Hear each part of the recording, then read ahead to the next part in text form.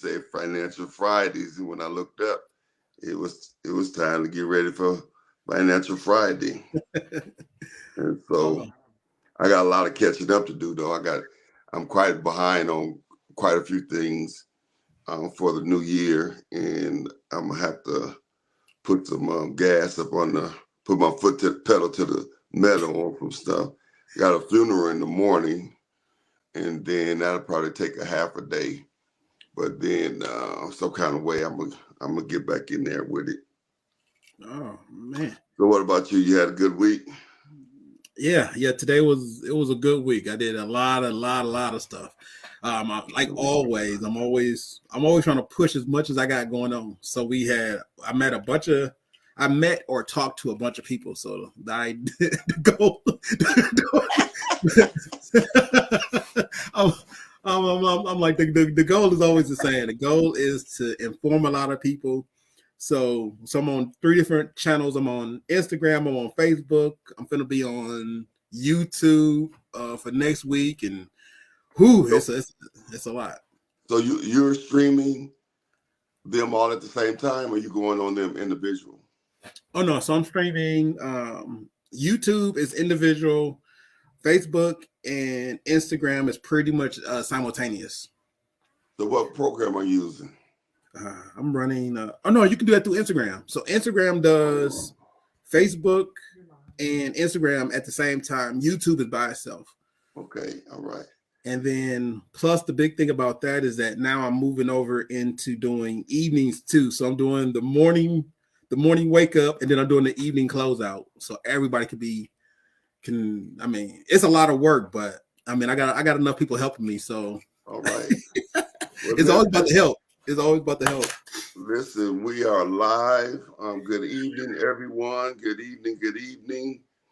Had some technical challenges and and getting on tonight, and so, but we are on, and we were just chopping it up a little bit about our week, and all the different things that's going on, and it's really interesting because that's all part of the grind, Oh you yeah. know, and then trying to get some consistency with your grind is so key. You know what I mean? And Yeah. sometimes I won't necessarily start and stop because I'm grinding, either I'm grinding for Jericho or I'm grinding personally. And so, but then there are some days where it's just, I just have to take a break. But I'm normally grinding from sun up to sundown pretty much. And so sound like you almost have that same type of grind that grinding from sun up to sundown as well. Oh yeah. Yeah. Sun up, sun down, and then a little bit after. uh, hey, Well, you, let's see yeah, see yeah. who's You gotta on you, with us. you gotta work when you got daylight. And then a little bit daylight only comes for a certain time. So work when you got it, and sleep when you can. So Okay. You said work when you got it and sleep when you can. yeah, got daylight. And then a little bit daylight only comes for a certain time. So work when you got it, and sleep when you can. So Okay. I'm always big on that. Biggest thing we could do is not hold back, chase after our dreams. I'm trying to figure out how to turn this thing down. Well, listen, welcome to another Financial Friday. I'm your host, Dr. Anthony B. Burns, and this is my co-host, Brother James Jones. Say what's up, Oh, yeah. James. How you doing, everybody? Good Yeah. evening, all my grinders. All right. Where all the grinders at out there? All the grinders. They might be out there grinding that snow. Uh, Oh, yeah. I don't know what they said we were going to get. I think it's supposed to be like, is it like 10, 14 inches or something? Yeah, I thought it was like a foot, maybe a foot and a half of snow. Yeah. I just got done moving about a foot of snow. So Okay. Well, it's been going on consistently all day over here in my neighborhood. I see Lady B on. What's up, Lady B? Good evening. She says, good evening, grinders. Yeah. yes.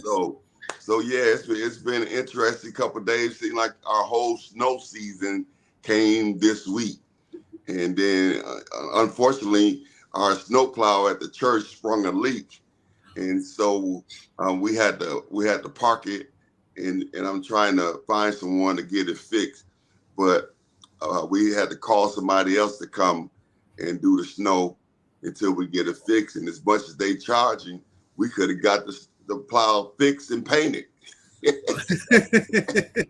Well, maybe not painted, but you got it fixed, And so, yeah, so welcome to another Financial Fridays. I'm telling you, this Financial Friday, I don't know how we're going to stop it in March. I don't know how we're going, or February. I don't know how we're going to stop it. This might have to be an ongoing thing, and we should probably go until we have our a handful of six-figure people after the book comes out, and then maybe we should switch from what we're talking about now, and then begin to walk through the book for the next several months. What you think? That would be fire.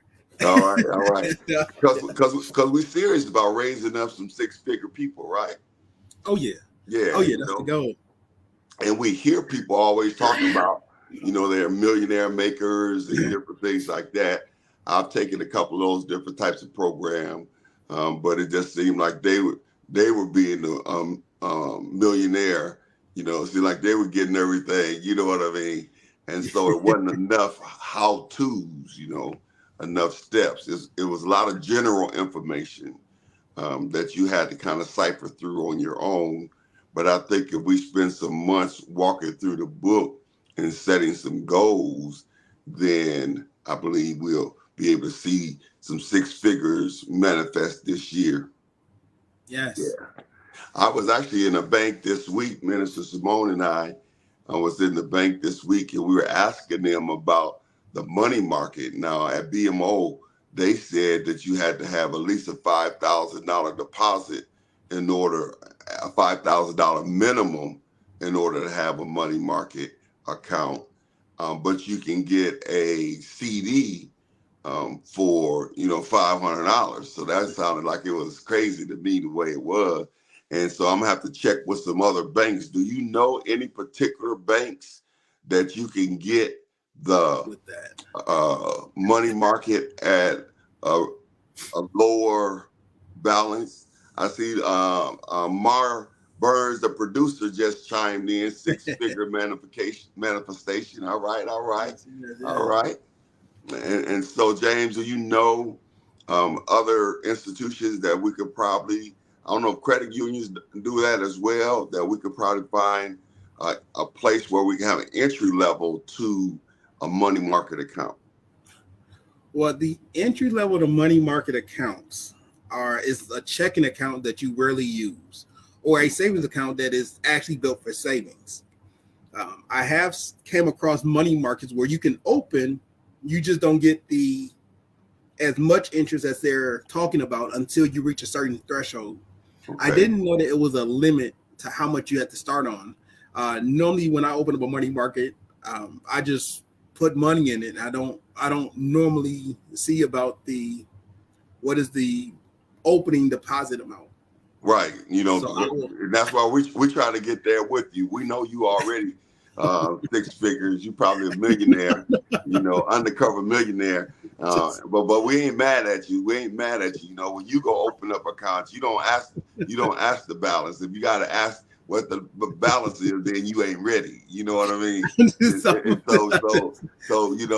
that's where we as young people would say goals. Goals. Carl, what's up, man? Ain't seen you in a long time. Good you chiming in. This is our Financial Fridays, and we're about to get into our lesson for the day. But our goal this year is to raise up some six-figure people, and so we want to get us a six-figure club started. So he says Summit Credit Union. So Summit Credit Union, we're trying to find out what the minimum amount to open up a money market account. The one that I looked at this week, the minimum amount was $5,000, and so we're trying to find the minimum amount to open up a money market account. I'm about to take some notes down, but I'm gonna write that down, and I'm gonna write that down, and I'm actually gonna check into it. because I know it's out there. So Mhm. I'll check some minimums for All money right. market. All right. Well, listen, we're ready for our lesson today. I pray that you guys have been putting these principles into practice. I know it has changed my mindset, and I talked to other people that has changed their mindset, and so they're not now they're being more conscious. Now, Carl said typically 3,000. He said he had uh, several lines of credit there, so he's talking about Summit, and so Summit seemed to have a lower, and he said typically it's 3,000 at Summit. All right. Thanks, And Carl. so and we want to thank you for that info there. Minister Boone is watching. How you doing, Minister Simone? Good to see you tonight. And so let's get into our lesson for tonight. And so you're going to look into the money market, and then because our goal was last week to open up a money market and open up a money market or a CD or both. And so that was the goal for last week.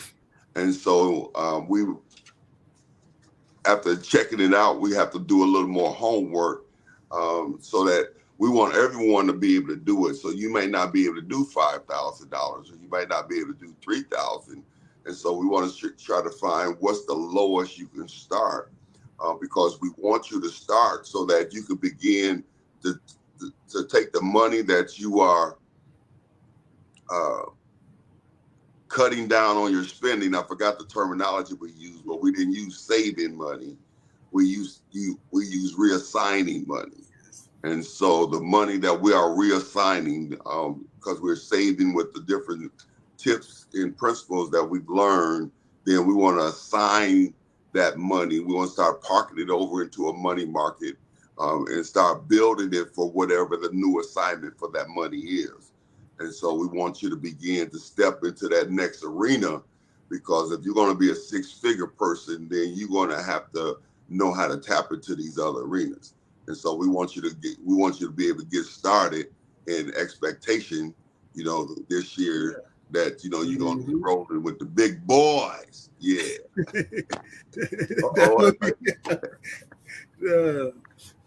Yes. So tonight. So what's our focus tonight? So we went through resources. We talked about different ways of cutting our spending. We've looked at different places where we can our money can work for us. We looked at different resources in the community, and so we've covered quite a bit of material so far. And so most of us if you've been consistently on with us on these Financial Fridays, you should be starting to see a better way of building wealth. You should start being able to see now. Having the discipline to do it is a whole nother thing, but you should be starting to be more aware and conscious of where your money is coming, how much money you got coming in, and how much money is going out. The other assignment that you all had, or that we had, was to fill out our financial worksheet. So hopefully you all have filled out your financial worksheet so that you will know how much money you got coming in and how much money is going out. And so again, it's going to take discipline to bring your percentages down and up based on the things that we looked at already. We said 40% living expenses was the target.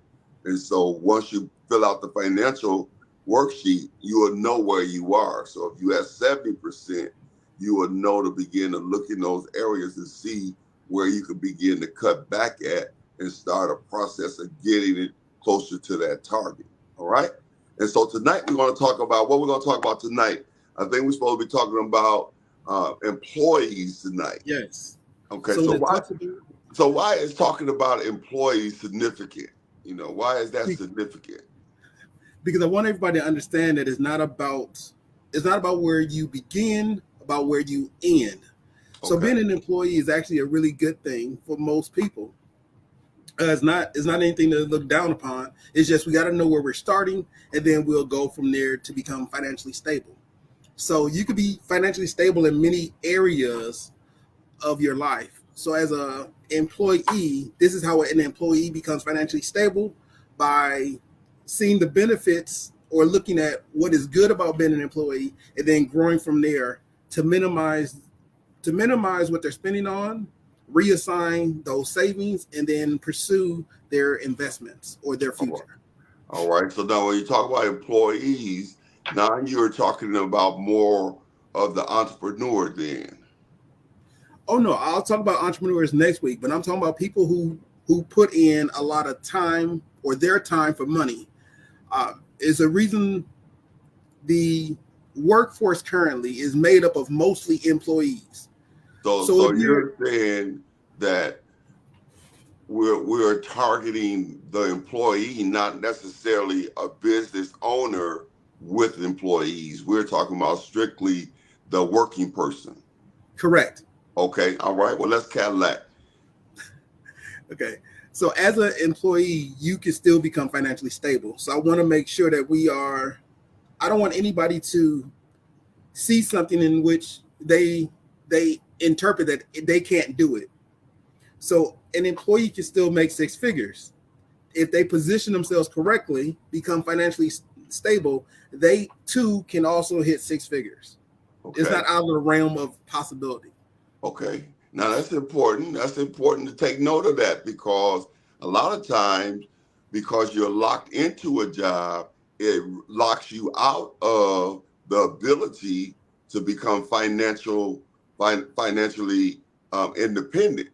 Because a lot of times your financial independence revolves around your ability to invest time into whatever it is that you're using to gain financial independence. And so a lot of times when you go to work, after you work 8 hours and you have your half-hour commute, and that's 9 hours, and you come home and you have to cook or whatever, if you have children, and you take care of those things, usually after that, you're pretty much done for the day. And that goes from day to day to day. And so what you're saying is that a person who is working don't have to lose hope and begin to say, well, I don't have the time, I can't do it. You're saying that there are ways for you, even though you are working for someone, there are ways for you to still become financially independent and become a part of the six-figure club. Is that what we're saying? Yes, I am. All right. Well, we all ears. Come on, let's take us through it. Okay. Hello, my grinders. So with that being said, everyone can become financially stable. With being financially stable or having financial stability, you can still grow and hit six figures. So that's what I'm talking about tonight. All right. So if you are a employee, if you're working for somebody, I need you to put in the chat. He's talking about me. Come on, write it in the chat. Say he's talking about me. He's talking about me. All right. Carl says collaborative lending, collateralizing lending is very advantageous for most real investors. So it sounds like, Carl, we're going to have to give you a date where you come on the show with us. I need you for a little project I'm working on anyway. And so I don't know if you still have my number or not, but you need to reach out to me. And we want to see if you can get you on the show, because we're building we're going to have to, James, we're going to have to develop us a vision, mission, and purpose statement. And so just off the top of my head, our vision statement is to raise up six-figure people. Our goal, our vision is to turn the average person into a six-figure person, something like that. That would be awesome. I'll work on that. All right, come on. Let's talk a little bit more. Okay, I see a few of them. Elder Perry, he's talking about me. Latrita, he's talking about me. Yes, Lemar, he's talking about me. He's talking about me. Yeah, he's talking about you. That you can be. Say that to yourself. Say, and call yourself by name. Tony, you can be a six-figure. You can be you can be a member of the six-figure club, even though you're working for somebody else. You could be an employee still at six figures. All right, come on, take us through it. Okay, so these financial Fridays, we talking about just the employees of making them financially stable, so they can also reach six figures. I want to talk about who's an employee, like what am I talking about, and who I'm targeting. Why choose to be an employee? People have a lot of options. Why has been an employee effective? How do you become financially stable? And what are your next steps? All right. Now those are some good things to cover. Let's go for it. Okay, so what you see right now is off of the cash flow quadrant, which was produced by Robert Kiyosaki. The idea had been out there. He just published a book about it.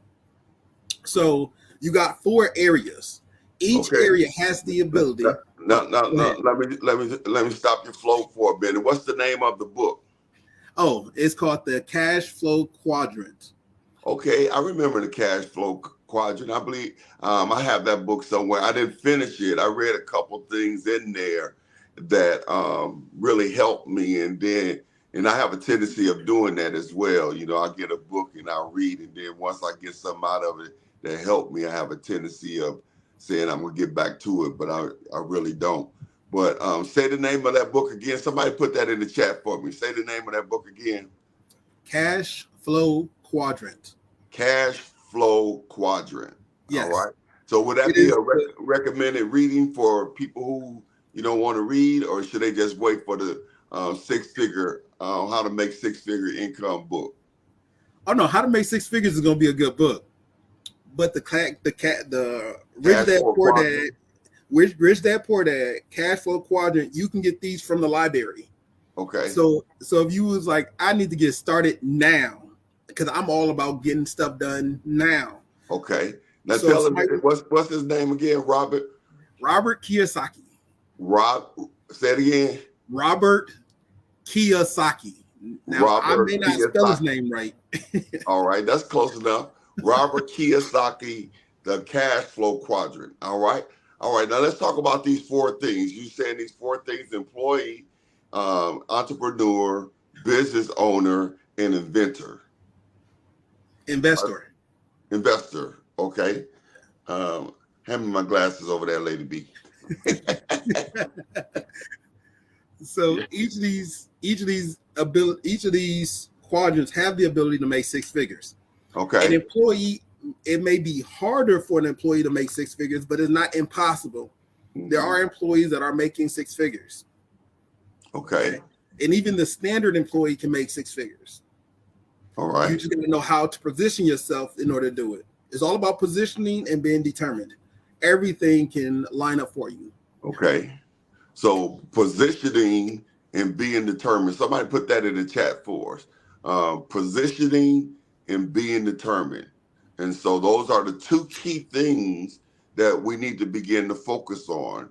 Positioning ourselves is part of using the information that we've already taught about, using the resources to cut down how much money you're spending, taking the money that you end up saving, and reassigning that money for another purpose. Those are the things that you do to reposition yourselves. And then once you begin to see yourself reposition, just like we talked about earlier, I'm starting to see now, a difference in my financial literacy, as well as my discernment of how my finances are coming and going. And so now I have to be determined to go forth and manifest those 6 figures. Am I saying it right, James? You are. All right. So the employees, you're asking for questions now. Yeah. Do anybody got any questions about the 4 quadrants and what can an employee do in order to make 6 figures? I'm gonna go into that, but we're gonna go into who all are eligible to be called an employee. So we're gonna go into those things as well. So if you're online and you have any questions concerning anything that we've said up to this point, then we need you to put some questions in the chat. Yeah. And so Carl said, let's step it up a notch and go to 7 figures and beyond. And I will be putting on Entrepreneur Saturdays. I agree. Let's collaborate. Also, he started him an entrepreneur Saturdays, Yes, yes. and we won't. He said let's boost it up to 7 figures. All right, and so I look forward to collaborating with you, and because we want to empower our people, we want to get our people, out of poverty, and we know because the world is changing, we want to make sure that we're not last on this train, and so yeah, so we're gonna connect. All right, James. So I don't see any questions so far. All I see is help us. So let's go forward. Okay, so this is an employee. So according to the Webster Dictionary, the meaning of an employee is one who is employed by another, usually by wages or salary, in a position below the executive level. So anybody can pretty much be an employee. An employee is not a contractor and is not an entrepreneur. I just want to make sure I say that so someone doesn't act. So I'm not asked if I am a contractor. If you're an employee, you are definitely an employee. Okay. Okay. So now, I was not going to say anything, but I think I'm gonna have to say something. My power is out at my house, and so we're gonna keep on going. And I'm very what would be the word? Resilient. I'm resilient and creative, innovative. Yeah. Yes. All right. So let's keep going. And I'm working on something right here. Okay. So why would anybody choose to be an employee? You will find this out that as you get older, you may not want the fast lifestyle of being an entrepreneur, which is very innovative, the stress that goes with being a business owner, or the risk that you got to incur about being an investor. So the reasons why you become an employee or choose to be an employee is simply because, one, being an employee produces a stable income. Being a good employee gives you job security. Most big businesses give you benefits and perks about going there. Also, when you're an employee, the biggest thing is professional development. He can't do nothing with me. He cannot do nothing with me. He might well get him some business. Come on, Minister T, where you at? The devil thought he had me, but I got away. So, I am working this thing out. So eventually, the pastor is doing him. The pastor is making sure he is on live with us. So if you don't know, pastor is pastor. Okay. So all right, that's good right there. Okay. All right. I apologize. I got excited about that. Then I figured something out. Hey, that's cool. One of the bigger things about being a dedicated, you are very dedicated. I just seen that come through. One of the bigger things about being an employee is that you get a lot of professional developments. So if you go to the right job, they will send you to become a better employee, to be more professional, to be more timely. Sometimes some businesses do conferences, so you can go to conferences or training programs, workshops. They have tons of career advancements that would have put you in the right atmosphere to get where you need to go. Some companies actually incentivize you to go back to school, to get a certification, to get a degree, which also will help you progressively move forward in life and also increase your income. While being an employee, the good thing is that you have a better work-life balance, because most of the time as an employee, you have a set number of hours in which you go to work and a set number of hours in which you come home. So you have the ability to work around that and produce a good work-life balance. The other side of that is social interaction. If you ever want to meet a lot of people, being an employee is the best way. If you're an entrepreneur or a business owner, unfortunately, you may not run into that many people, because everyone in which you run into, you typically will be hiring or looking to be hired. So that's why an entrepreneur or a business owner don't don't normally meet or have that many social interactions with people on a regular basis.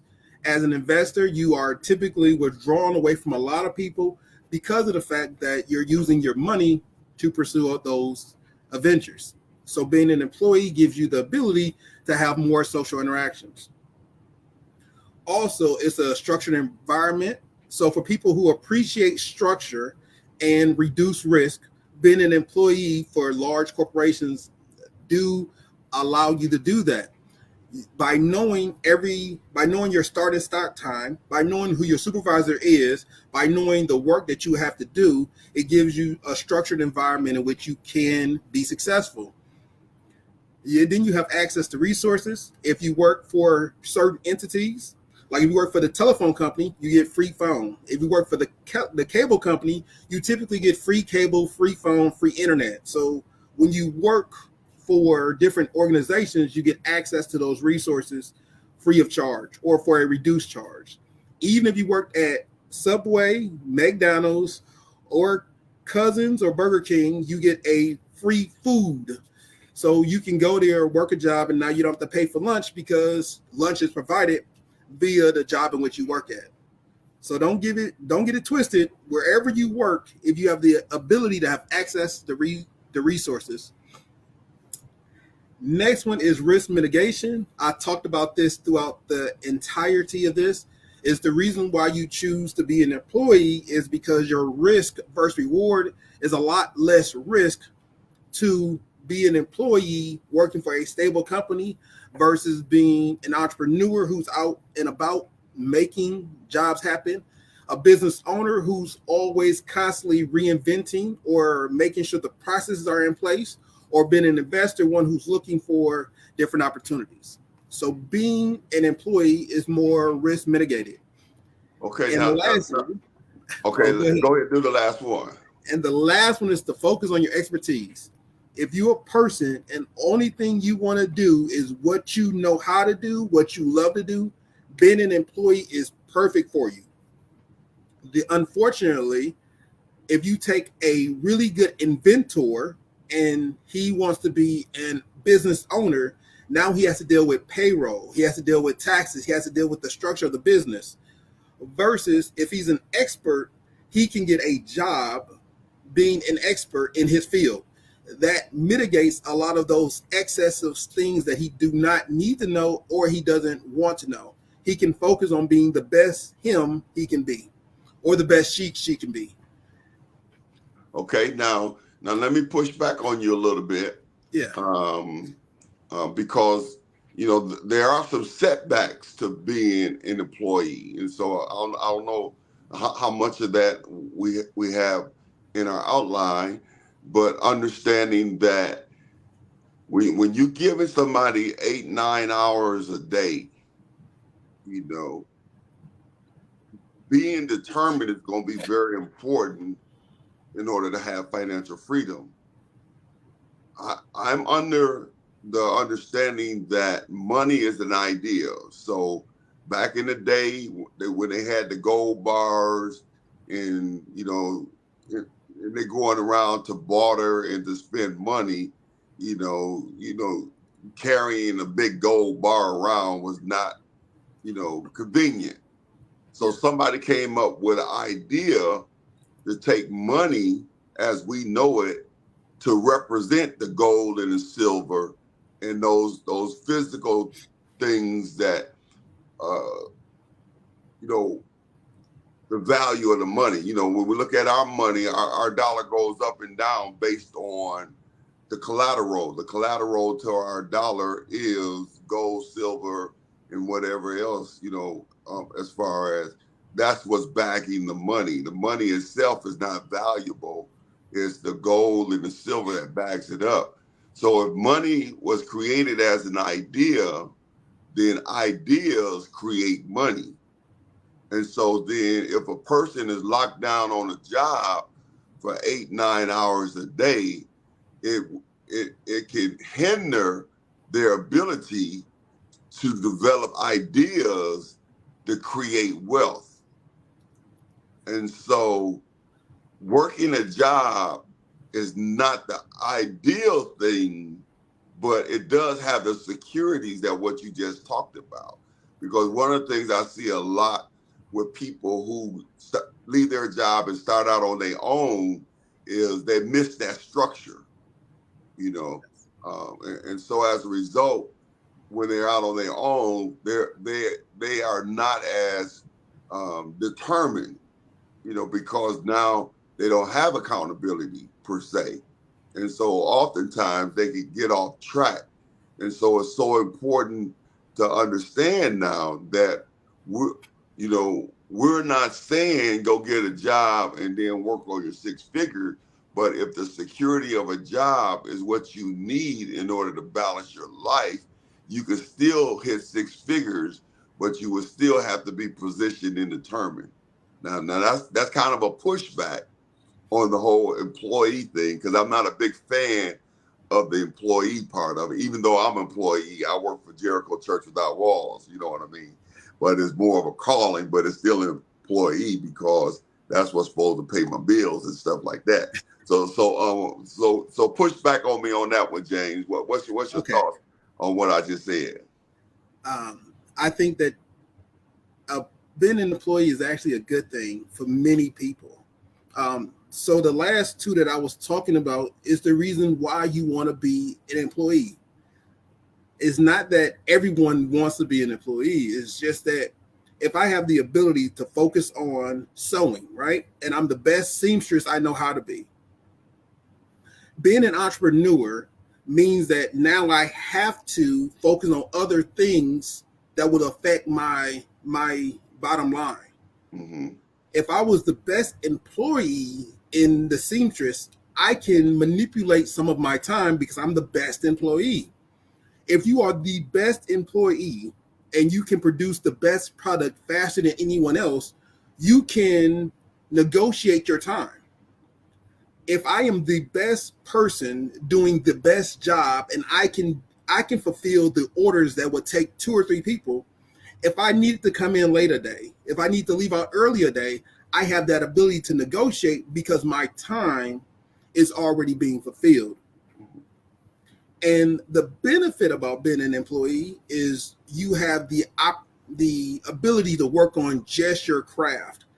And that's one of the biggest things about being an employee. If you like what you do, and I'm just using seamstress, I'm not really that good at sewing, but I'm not that good at sewing. But you can take an auto mechanic. If he likes being an auto mechanic and he doesn't want to deal with the paperwork side of taxes or employees or the overhead or the building, he may want to stay being an auto mechanic.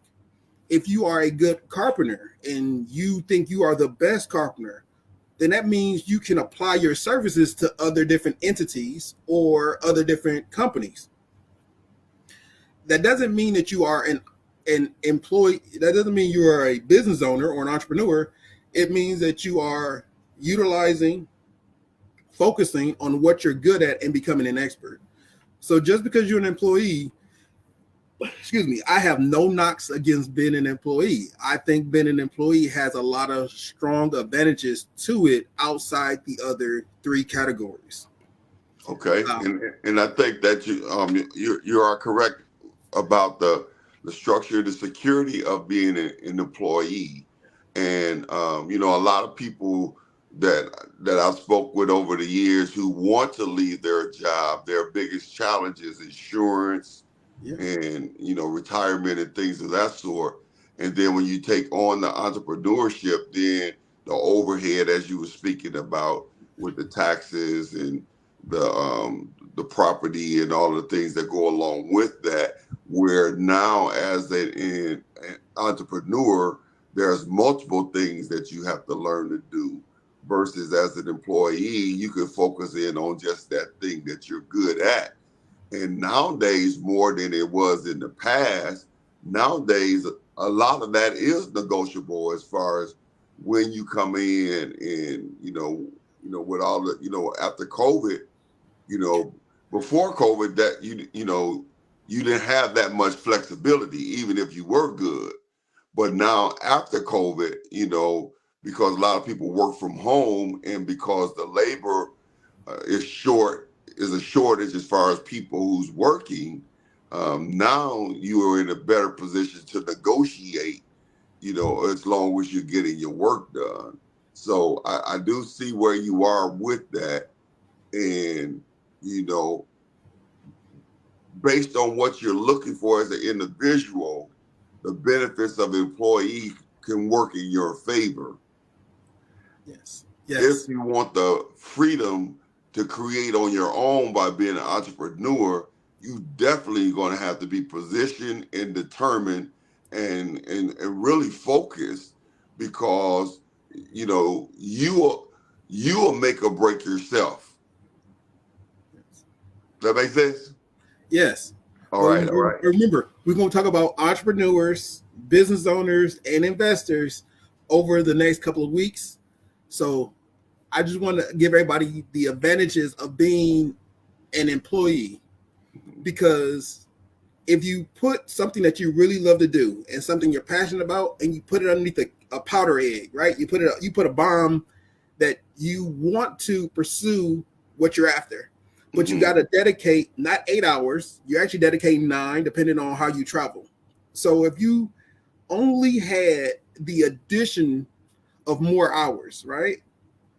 You come home, you deal with your kids, and then you have about 6 hours of actual time. Sometimes people use that 6 hours to take on another job, or they're pressurized and determined about what they have to reinvest in that time so they can become better at what they want to do. Okay. And when you talk about that, we definitely want to make sure that we're highlighting, what God has put in us, because the average person is living way below their potential. Yeah. And there's many reasons for that. It could be fear. It could be a lack of vision. It could be a lack of planning. It could be a lack of determination. It could be multiple reasons for that. But when God made us, He's given each of us the potential, to live at whatever level we want to live at. And oftentimes we have the desire, but we're missing the information. And so it's so important that we not feel like I have to stay locked into a job for the rest of my life.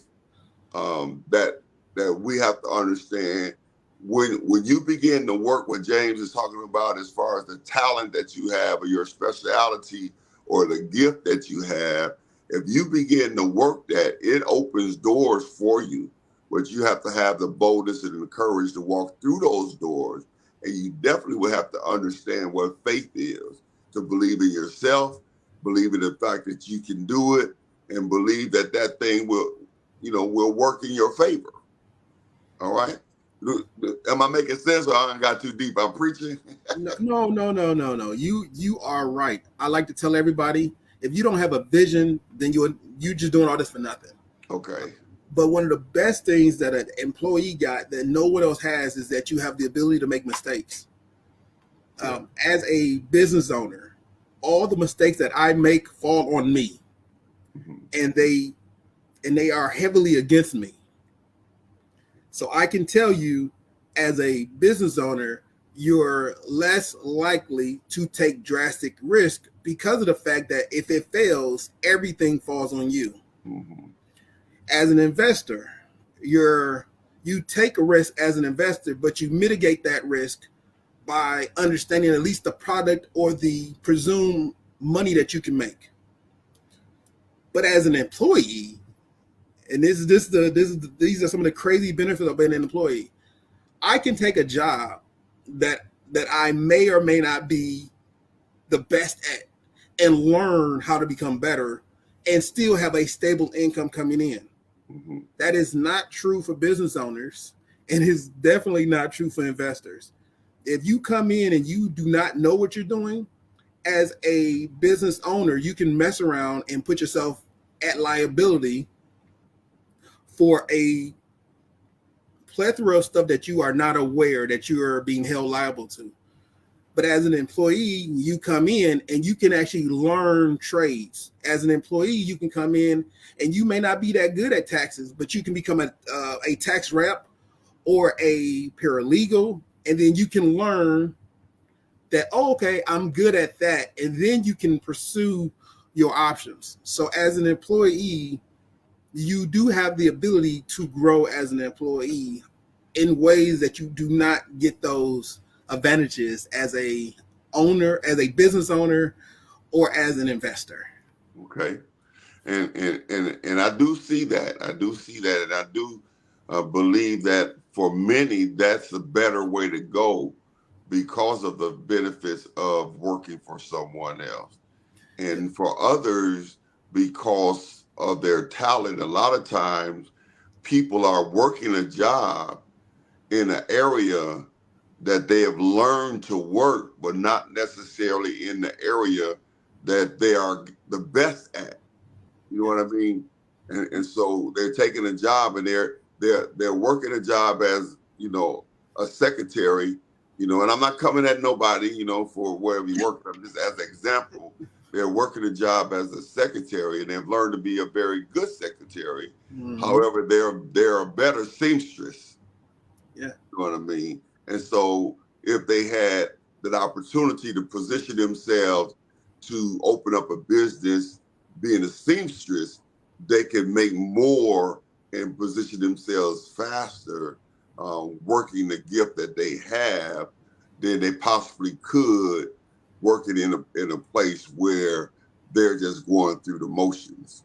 And so we got to make sure that, you know, being an employee has the benefits, and it becomes even greater when we are an employee doing something that we love to do or we're good at doing. Yes. And then being able to understand that being an employee doesn't mean that you don't have other options or that you can't, even being an employee, still be a member of the Six-Figure Club. Yes. All right. Just the funny part about that is if you are a secretary, you are positioned to network, you are positioned to know all the higher ups, because a secretary is the gatekeeper to talking to the person that everyone wants to talk to. So as a secretary or an administrative assistant, that's a good gig because of the fact that when you get ready to step out, you got all these people, names, numbers. You know who these people are because you met them, even as a secretary or an administrative assistant. And that's one of the big benefits about being an administrative assistant or a secretary. Okay. It's the ability that you are social, which is as an employee. Like if I am an entrepreneur and I hire my assistant will meet all the people I meet. If my assistant is diligent, determined, and they're educated or they can speak well, they will meet all the people that I do business with. If my assistant is my mentee, because sometimes you get somebody who admires each other. So if my assistant who's with me day in and day out knows me personally, they can now utilize me to help further their six-figure venture. So being an employee is phenomenal. I can tell you one good story about being an employee. I used to work for a company called Charter Communications. Actually, I shouldn't have said that out loud. So let me tell you a story that happened. They used to sell on how good somebody can sell. It was one gentleman. Well, it was a group of us, and it was especially two people. They outsold a whole sales department. Okay. When those two people got done outselling the whole department, they got offered a job. All right. They got offered a manager's job because they were so good at what they did. Mm-hmm. When I tell you that you can grow and develop off what you're good at, he was a phenomenal salesman, and he sold a bunch of product, a bunch of services. But he was so good that when an opportunity held up, he was able to step in to a whole new position that educationally he wasn't qualified for. but his skills was so much higher that he did get the job eventually because of his skill level. And that's Okay. all with him being able to do the one thing that he was great at, which is selling. Mm-hmm. So being an employee does give you a lot of opportunities, a lot of networking opportunities, a lot of growth opportunities. And if you don't like something, you have the benefit to leave and try something else, Mm-hmm. or you can stay and develop yourself. So Okay. every area has big benefits at being an employee. Now there Okay. are some downsides to being an employee, but I want to make sure that everybody is aware that being an employee can still be financially stable.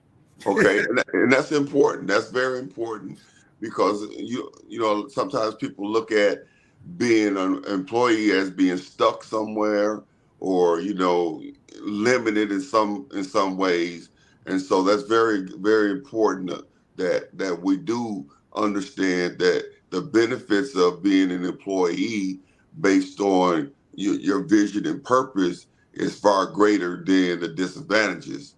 And we had a couple comments. One, Carl said that he loved what we're doing, and he said that we ought to keep pushing the information. And you are the right guy for the job, he says. And so we're gonna help a lot of folk in the community. Also, Paris said that being an employee can also be the stepping stool for greater things that you're looking to do. And so that's an important point to be an employee as well. And then Minister Pfeiffer said that as her being an employee, the many of the connections that she had came from being executive administrator assistant on her job. So all of those things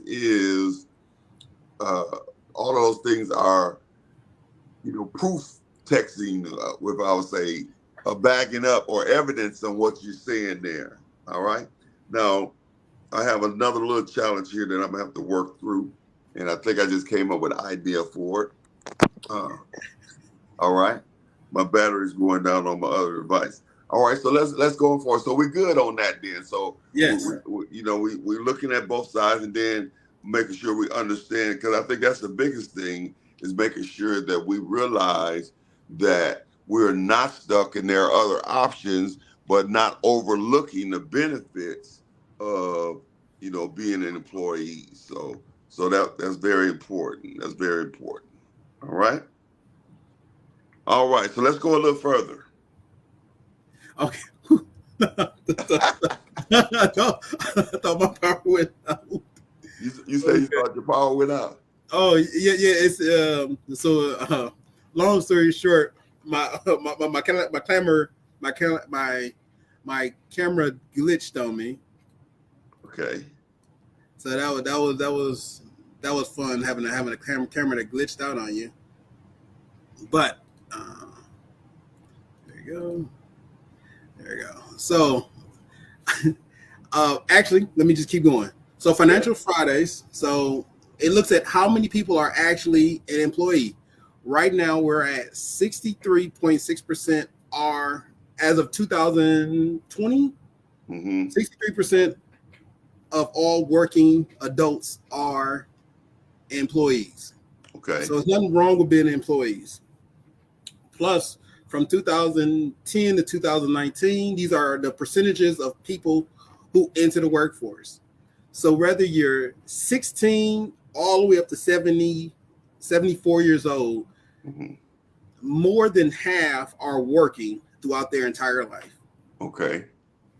So what I was talking about previously is when you are diligent about what you're doing, you're working at it day in and day out, and you're living at the 40% rule, or you're living at the target of 40%. You have the ability to reinvest 20% to start making your investments and your growth. Okay.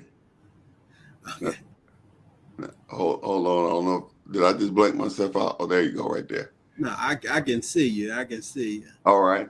And so you're saying that employees is are a natural progression to, even aging, if you will, because you said 75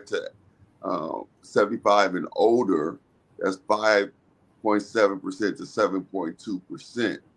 And so the bottom line is that, when you're looking at the percentages, uh, these percentages support the whole idea of the stability of being an employee. Is that what we're saying? Yes. Okay. All right. That's fair. I'm just trying to get this camera to work. Yeah, because in some cases, somebody's got to do it, and then I just clicked up on. In other cases, being the ones that's doing it, and being able to make sure that we're having a broader look on it. From the standpoint of a stepping stool, to the standpoint of developing skill sets that you'll use outside of there, to the standpoint of bringing stability and structure to your life, from the standpoint of even creating a retirement, or, being able to hone in on a skill to put you in a place to renegotiate where you're working at, to afford you opportunities to also do some other things. And I think my son, one of my sons do that. I think that he has different privileges on his job that he's negotiated, that they allow him certain opportunities that he's able to go and do other things based on things that he loved to do as far as creating income. And Yes. so that's a great understanding of that, and that brings good balance to the whole idea of being an employee. Yes. And remember, most of the workforce is employees. So if you say I'm an employee, that's great news. You're in the workforce with everybody else. Mm-hmm. There is no business owner that doesn't have employees. There's Right. no entrepreneur that doesn't, well, there may be a couple, but there's no growing entrepreneur that doesn't have employees. Mm-hmm. There's no big business or small business that doesn't have employees. So being an employee it's not a knock against you. If anything, it is just saying that you're part of the American workforce. Right. So, But I think in the beginning, you nailed it in the beginning with the whole understanding of whatever you're doing, whether it's an entrepreneur or whether it's an employee, it's still about positioning and being determined. yes. And so whether you on either side, because there's going to be different challenges as an entrepreneur when it comes to insurance, taxes, upkeep, running the building, and other skill sets that you're going to have to develop to be able to do that, bookkeeping and things of that sort. And there's going to be challenges also as an employee. And so either way, you're going to have to be positioned for greatness, or for your greatest potential, or for wealth building. And you're going to have to be determined to be able to, take advantage of that. And Yes. knowing this different information gives you tools to navigate, and it also can help you to calm down in these places and not feel like you trapped, or feel like it's going to always be a certain way. Yeah. Being an employee, I guess the best way to put it is your determination should connect to where your vision is taking you. Mm-hmm. Because even as an employee, if you do and follow your vision, you can still hit six figures. You can retire at six figures. You can eat and go where you want to go if you're positioning yourself correctly and you're determined to get there. Mm-hmm. There are a lot of employees that take vacation, and I mean a real vacation. That means I am planning on going out of town to do whatever I want to do. By doing that, by being determined that you will go, your decisions back up those ideas. So if your vision is to travel the world, that doesn't mean, and as an employee, you can't travel the world. You may be a flight attendant. You may be a missionary. You may be an overseas salesperson. You're still traveling the world and you're pursuing your vision. So I don't want to put you or box anyone inside of a box. Remember, your vision is what tells you where you need to be. Your determination is how you get there. Okay. and that's very good there, because again, you went back to vision. Your vision is the canvas. You know, that's the picture that you're painted on the canvas to where you want to be. And so that's always going back to that and adjusting, making them adjustments to make sure that that's what the goal that you're hitting. Let me read a couple comments here. Mr. Millicent says, I have been an employee for a couple of years now, and I did become comfortable at receiving a paycheck. However, I still miss being a business owner and my flexibility. So I am becoming creative in doing both. And so that's, again, what you were saying. All right. And then Minister Simone said, you're working on something because you are going somewhere. And so that's a mic dropper right there. I like that one. And so it's important, you know, to bring balance to what we're saying, because, you know, again, I think oftentimes we think things are out of reach for us, and we settle in on living at a level that we have much more potential to live at a greater level. But because we settle in on that and think that something is out of reach, we actually really, you know, put a parameter or boundaries or, you know, on our own lives. Yeah. When we do that. And so going back to what you said, vision, making sure that you're. What he was saying was making sure that you go after your vision. And while you're going after your vision, you are doing what you need to do in order to get there. Yeah. All right, well, let's go down a little further. This is good. So how do you become financially stable as being an employee? The bigger things you need to the big things that you need to be mindful of is that you're using your money over time for more money. And the way you do that is by what we was talking about earlier, when I was talking about having a target of 40% and then reinvesting in yourself 20%. Your time over money gives you the ability to produce more money. And I'll talk more into that as we come. But remember, if you're at 40%, your 20% is half of what you're spending. You're reinvesting that inside yourself. 10% is just to back up whatever emergencies you have going on. So by just utilizing that amount, 40% of your income is going to take care of you now. 30% of your income is going to take care of your future. So you got to make sure that it's not about the immediate gratification.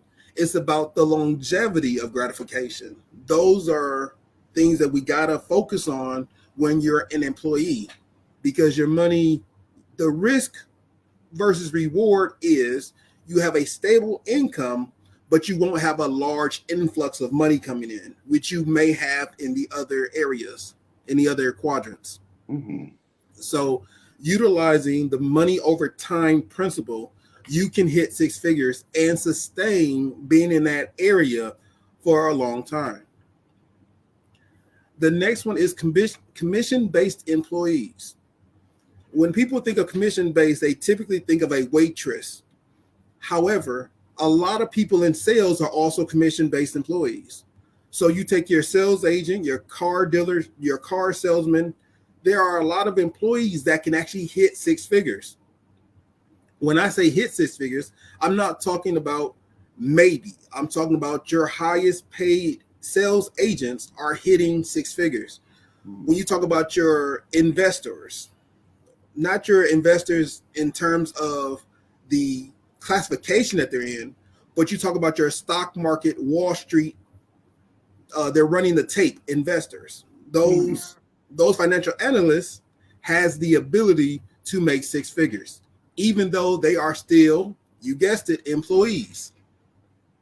Okay. Go ahead, Pastor. No, that's very, very good to note that, because you are right. You are absolutely correct.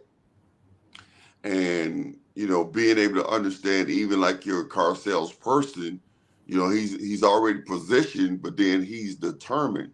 And in doing that, he just don't show up and sit down and read a magazine and hit six figures. He's determined, and so he's putting the grind in. And then the other ones that you're speaking of, there is a lot of behind the scenes work that they have to put in order to be able to do what they do. And so any area that we're looking at is gonna still require positioning, and it's gonna still require determination. Now, overarching is visions, because we still got to know what it is that we're trying to accomplish. Yes. And so that's very good. That's very good. The person I was going to mention for the book called Pursuit of Happiness, it was a movie that had Will Smith in it.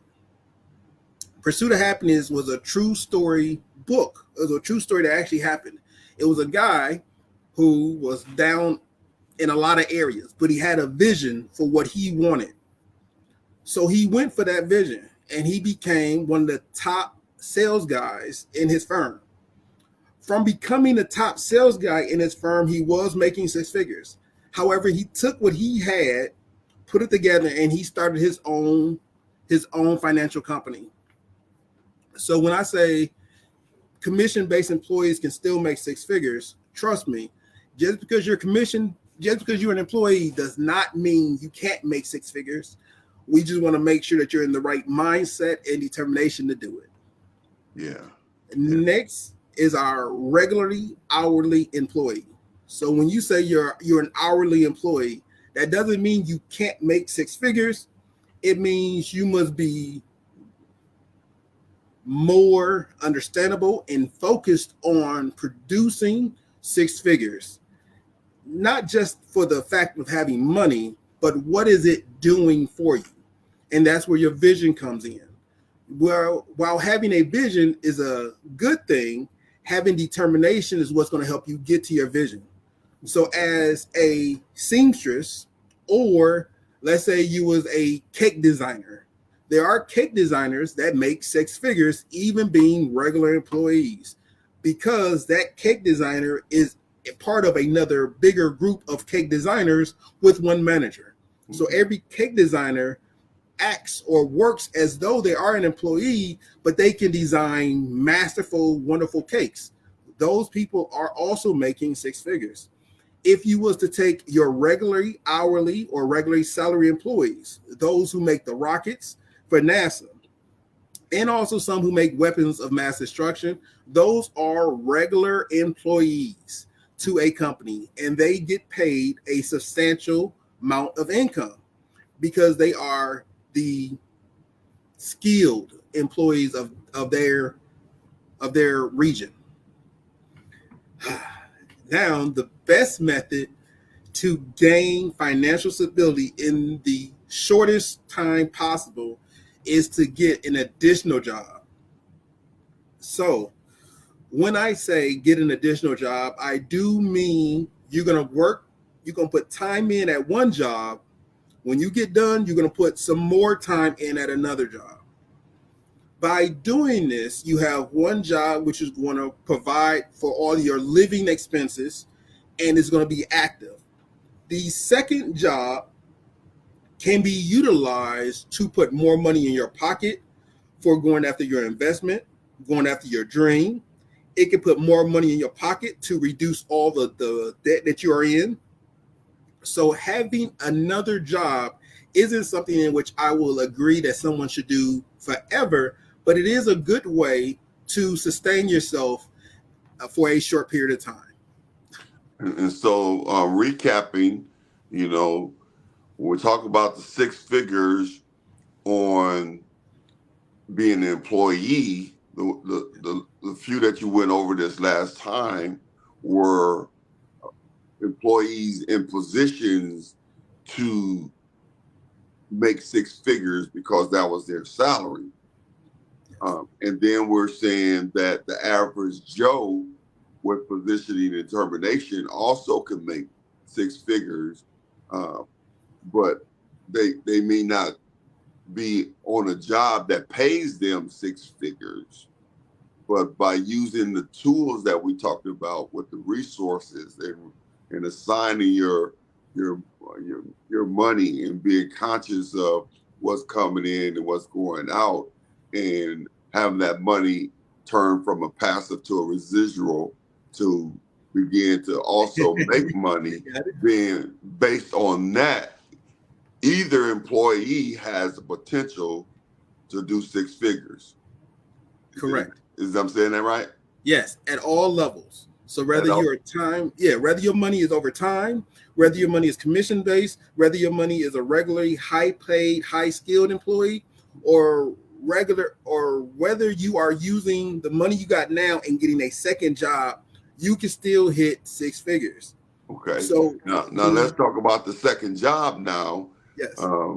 Because one of the things, and we've talked about this several times, one of the things that happens regularly with the average person is they're using resources to cut their expenses. However, the money that they have saved or that they're not spending anymore on those certain items, they're not intentionally putting that money, giving that money a new assignment. And so, you know, we're cutting, we're using the resources and we're cutting the amount of money that's going out, but we're not being conscious and determined by making sure that money is accounted for with whatever goals that we have. And then the other thing is if you do take the second job, we can't get into this thing that I have more money coming in, therefore I can spend more. It's not about now is the time to go get your Louis Vuitton, or now the time to go get your Rolls Royce, or now is the time to go buy your 6-bedroom house. We got to be careful that we're intentional and we're purposefully, you know, working a second job with our vision in mind. Yes, you know, yes. Because if not, then the money that you make on a second job will disappear with the rest of your spending. And at the end of that season of working two jobs, you would not have gained anything but some more stuff, but you would not be positioned any better for six figure. That is correct. Okay. And so I just want to reiterate that, because many of us, we got to break the habit of spending, and we have to break the habit of, and I don't mean this in a negative way, but being illiterate when it comes to where our money is and where our money is going, and, you know, what is it costing me to live, and really understanding what it's going to cost for my vision to come to pass, what components to my vision that I need, so that when I'm able to identify those things, I'm able to focus and purpose my energies and my finances towards bringing those vision to pass. Because a lot of times, you know, even buying a car or a house, if you're not careful, you know, you would spend 2 or 3 times the value of what that house is or that car is, by refinancing, or, you know, not being wise in interest rates and different things like that, or even when it comes to buying new or used. And so we got to get to a place where when we talk about positioning ourselves, that comes with literacy, where it comes with understanding what we're doing and why we're doing it and where we're going. And then when it comes to being determined not to allow, a commercial to throw us off, because, I love Burger King Whopper flame blower with the raw onion on there. Oh my goodness, and they play that commercial over and over again, and I don't pay it no mind. But the next thing you know, I'm driving down the street and I see that Burger King, that commercial pop in my head, and I'd be like, yeah, I would love to have a Whopper right now. But being able to be intentional about passing it up. Now, for you, it might not be a Whopper. It might be something else. It might be a pair of shoes. It might be something else. You know what I mean? But being conscious of what we're doing, why we're doing it, and what it takes for us to get where we're going. Does that make sense? Or that's just too much? Oh no, that's a lot to unpack. But yes, you are correct. Everything we do revolves around the vision, and I can only say that as many times as I can say it. If you have a vision and you want to reach that vision, you got to be determined to reach the vision. Or you can spend 40 years in the wilderness and never get there. And that's what I'm saying. Only people who are determined and believe can actually hit the promised land. Okay. And that's what I'm saying. And that's the point that I'm making, because I believe we have, over the course of a lifetime, many opportunities to shift and get to a financial stability and financial freedom. But because we're absent of that understanding, oftentimes, we're driving forth and we're working hard and we're spending money, but we're missing opportunities to have financial freedom and build wealth. And so that's why I keep hampering on that, because from week to week, we talked about it. If it's 37 cents or if it's $3.70, that I pass up on a cup of coffee, to be conscious of making sure that $3.70 show up, somewhere with a purpose to bring vision to pass. Yes. Okay. It looks like we out of time. This time went very fast tonight, and so we're out of time. But this has been very good. I'm telling you, these Financial Fridays, I'm telling you, I am loving it. And by the time we finish that book, I'm gonna know what I'm talking about. Hold on, you are. But I got one more slide to show everybody so we can go in, so we can get into it. Okay, we're gonna look at this last slide, and then we're gonna call it a night. Cool, everybody. So I don't have much time, so let me tell you, as an employee, you have two options: either continue being an employee or make the transition to be an entrepreneur, a business owner, or an investor. Over time, even as an employee, even into your 70s, we still got people who work. However, if we look at all the numbers, there's a lot of people who don't work. Majority does, and majority are employees, but you still have entrepreneurs. So if you have a skill and you would like to be the innovator of that skill, you are an entrepreneur. I hope and suggest that if that's your vision, pursue being an entrepreneur. Those people change the world in many ways, in creative design, architecturally, clothing. Entrepreneurs typically lead the way across almost every board. An entrepreneur is leading the brand, the newest, the style. So if that's you, as an employee, put your money aside and then invest in yourself being an entrepreneur. In the middle, you will see business owner. Those are people who understand a system, and they have developed a system to create their own wealth. So as you're envisioning what you're doing as an employee, you can always put money aside and invest in being your own business owner. If you are a manager, if you are a supervisor, if you understand the system that you're in and you can add to it and make it your own, then you could be a business owner. You can go out and do your own thing, develop systems for other people, and they'll pay you underneath your company. If you are an employee and you have enough money of investing in yourself, you can always become an investor. By being an investor means you're putting your money into another product or another service or another person in order for them to go after their vision.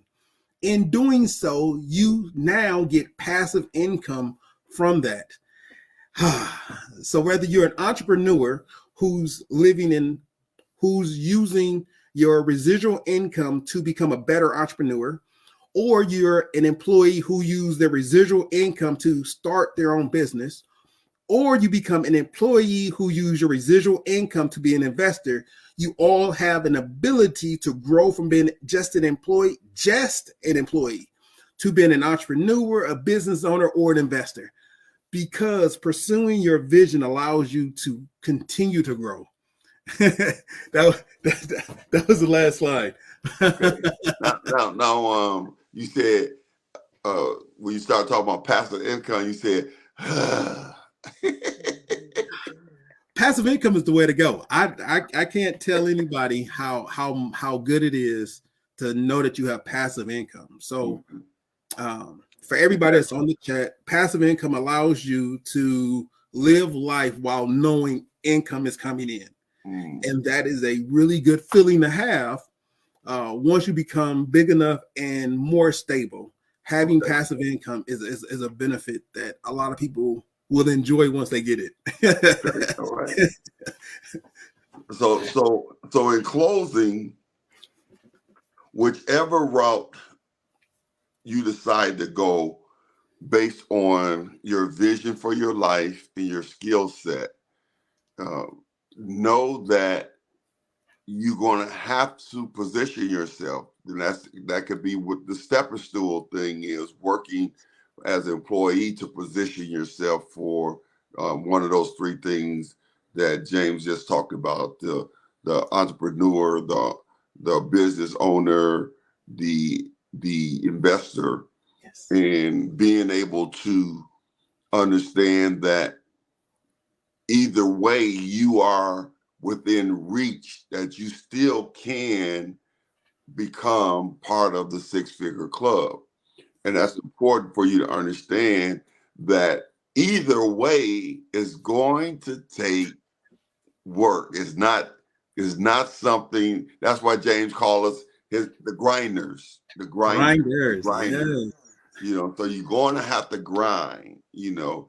And we say it just about every week, and every week I ask somebody to put it in the chat, and that is, we live like nobody else so that we can live like nobody else.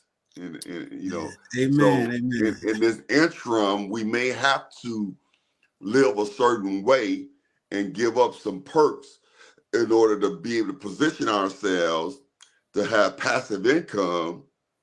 And when he talk about passive income, he talking about making money while you sleep.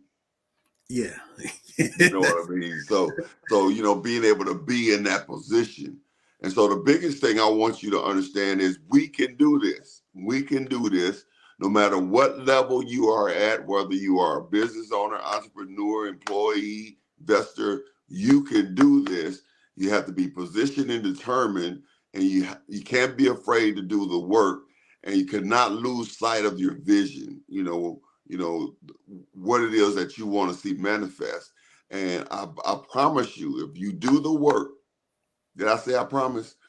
I promise you, if you do the work, you will see, just like this Financial Fridays comes real quickly and goes real quickly. You know, in the same sense, if you grind, what you're grinding for will come real quickly. But if you're not careful and you become haphazard, it can leave real quickly as well. Yes, it can. All right. And so, listen, we are way over our time, and now this thing want to pop up.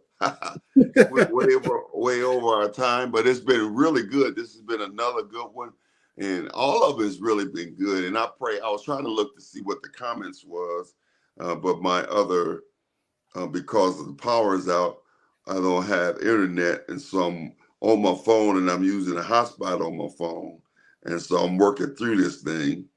and they keep going out on me. Let me see yours. Matches And 5%. so another example is capitalizing on free money. My job matches 5% of what I put in my 401k. That's thousands of dollars of free money. And so we're going to have to look at that. I think we got that on our docket to talk about some investments down the line, don't we, James? Yes. I think we talked about that. But yeah, that's so important, Tiffany, how you doing, my sister? So let me see what we got in the comments, and then we're gonna call it a night. All right. And so let me bag back. Let's see. So we are. Limar said the code to crack is giving more dedication and commitment to your own business that we give to our 9 to 5. And that is so true.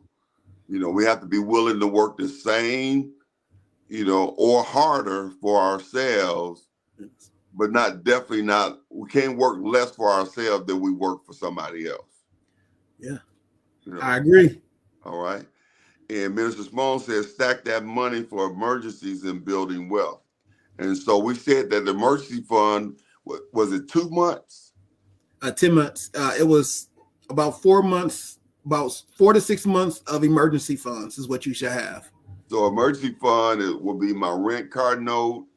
It'd be all my expenses, 4 months. 4 to 6 months, yes. So if something happened to me and all of a sudden I didn't have no income, I will be able to live 4 to 6 months. Yes. With no strain, no stress, no struggle. And that is the reason why a lot of people fall into bankruptcy or they lose their house. It's because we're not building correctly. Just because I have a job that pays $40,000, that doesn't mean I spend $40,000. It means I should be spending around $25,000, and I should be banking the rest of it. Yeah. Because when trouble happens, which life does, you want to make sure you can utilize yourself versus always surrounding yourself with, can I please help somebody, versus saying, I got this. And if you can do that for 4 to 6 months, you have enough time to recover from the emergency and still put yourself forward. Okay. Now, I think I understand. His parents said that if you can't buy it 3 times, you can't afford it. So if I want to go buy,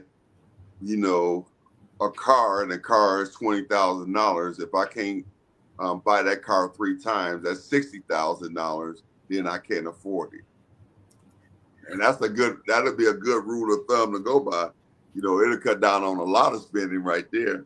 And Ms. Mark said, just have to position yourself to being determined and focus on your vision. Yes, sir. And Minister Simone said, do the work and you will see the money come real quick, but don't let it leave real quick. All right. And so listen, our time is up. We went about a little bit over, but it's been really good. Listen, we look forward to seeing you all on next week on Financial Fridays. What an awesome Financial Friday we've had this time. And the other, listen, this week, don't forget now, you should already have your financial form filled out. That was your homework. And then you should be looking into money markets and CDs. And so for the month that's out, we want to have our financial worksheet so that we know exactly what's going in and coming out and where we at on our percentages. When you fill out the worksheet, it calculates the percentages automatic for you. So you don't have to know how to do that. You just got to input the information. And then we want to check with the credit union and the banks and find out where you can open up a money market account at the level where you are. You may be able to open up one with 5,000. You may be able to open up one with 3,000, but you may not be able to do that. But see if you can find one that you can open up at a lower level, and then definitely let us know about it. And look at the CDs. Look at the CDs so that if you can afford to do a CD, get you a CD. And we're trying to create habits that 6-figure people have. And so we want to start now. We want to start now with where we are, with what we have. All right. All right, James, what's your closing remarks? I'm typing it right in. It's the financial planner. It is out. It's on the website. You can go to jljpus.com. All right, somebody write that in the chat for me. Say that again now. It's J as in James, L as in life, J as in Jones, P as in property, U as in United, S as in states.com. Okay. JLJPUS.com. Now, we didn't get a chance to spend some time on that. So next week when we do financial, let's talk about the planner up front. He has access to a planner. He gave me one, and it is an awesome planner. And so if you are used to using a planner, it's a great tool for you. If you're just starting out using a planner, it's a great tool for you. And so it's got some great components to it. And so you want to invest in a planner. Things don't just happen. They must be planned. So we got to start getting in the mode. For those of us who are not regular planners, we need to start developing the habit of planning, looking ahead, and writing things down. Those of you who are already planners, if you haven't got your planner for this year, or if you're looking for an awesome planner for this year, it is an awesome planner. The website. What's the cost of the planners? It is $26. It's $26 for the planner, and it's $30 for if you want tabs in it. And they do mail it directly to you. It's already included in the price. All right. So this ain't the money ain't going to James. I wanted to, no, but actually the money is coming from a nonprofit organization. So I'm partnering. We all do collaborations, so people know how good collaborations are. But the collaborations with Rebuilding and Uplifting, the Rebuilding and Uplifting nonprofit organization. So the company JLJ Properties, we're collaborating with them. So they are the ones who are producing the product. I am just making sure that whoever needs it can get it. All right. So that's the financial planner at JLJPUS. Yes. .com. Correct. All right, listen, y'all. Thank you all for your patience for tuning in. God bless you. I hope that we have given you some empowering information as we are on our way to our wealthy place. Listen, be intentional and live on purpose. James, you want to close us out? Oh, yeah. God, we thank you for this time that we have today. We thank you for just being with us. And let the words in which we have shared today and those questions that was asked, that they permeate, penetrate, and dig deep. That we will be focused on our vision. We will be determined to pursue our vision. And we will be loving and caring for each other as well as to you. We thank you, Father, for this time. In Jesus' name, amen, amen, and amen. I almost was going to call you a grasshopper there for a minute. You said, what was your 2 P's? Permetrating and penetrating. Man, if you had one more P, you would have been in there. All right, listen, y'all. Good night. We'll be safe this weekend. Be careful how you shovel your snow so that you don't hurt your back, and be safe. With if you do have a power outage or something like that, make sure that you be safe. Make sure your batteries is in your flashlights and that you got blankets to stay warm. And if you're traveling out in the weather, make sure that you give yourself time to stop and slow it down,